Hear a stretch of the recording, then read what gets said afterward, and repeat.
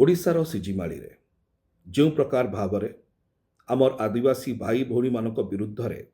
Police ଅତ୍ୟାଚାର କରିଛି ତାକୁ ବିରୋଧ କରି ମୁଁ କେନ୍ଦ୍ର ସରକାରକୁ ଗୋଟେ ଚିଠି ଲେଖିଛି।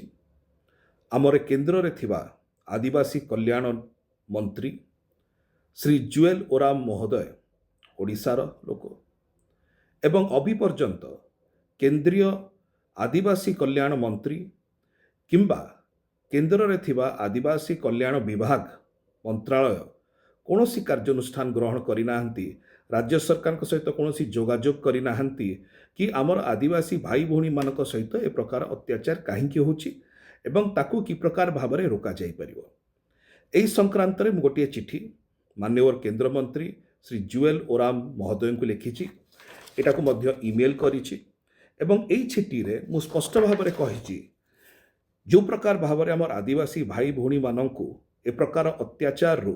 ପ୍ରୋଟେକ୍ସନ୍ ଦିଆଯିବା କଥା ଫ୍ରମ୍ ପୁଲିସ ଆକ୍ସନ୍, ସେଟା ଅଭିପର୍ଯ୍ୟନ୍ତ ଦେଖିବାକୁ ମିଳିଲା ନାହିଁ।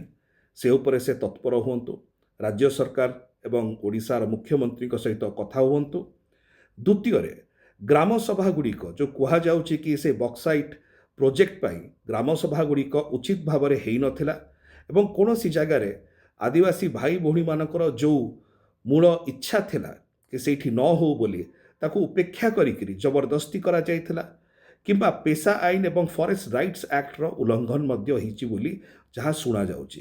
ଏସବୁ ବିଷୟ ମୁଁ ଏହି ଚିଠିରେ ମାନ୍ୟବର କେନ୍ଦ୍ରମନ୍ତ୍ରୀ ଶ୍ରୀ ଜୁଏଲ ଓରାମଙ୍କୁ ଲେଖିଛି। ମୁଁ ଆଶା କରୁଛି ଜୁଏଲ ବାବୁ ଓଡ଼ିଶାରୁ ଥିବାରୁ, ଜଣେ ଓଡ଼ିଆ ହେଇଥିବାରୁ, ଆଦିବାସୀ ସମ୍ପ୍ରଦାୟରୁ ହୋଇଥିବାରୁ ସେ ନିଶ୍ଚୟ ତତ୍ପରତାର ସହିତ ଏହା ରାଜ୍ୟ ସରକାରଙ୍କ ସହିତ ଟେକଅପ୍ କରିବେ ଏବଂ କେନ୍ଦ୍ର ସରକାରଙ୍କ ମାଧ୍ୟମରେ ମଧ୍ୟ ଏହାର କି ପ୍ରକାର ଭାବରେ ଉଚିତ କାର୍ଯ୍ୟାନୁଷ୍ଠାନ ଗ୍ରହଣ କରାଯାଇପାରିବ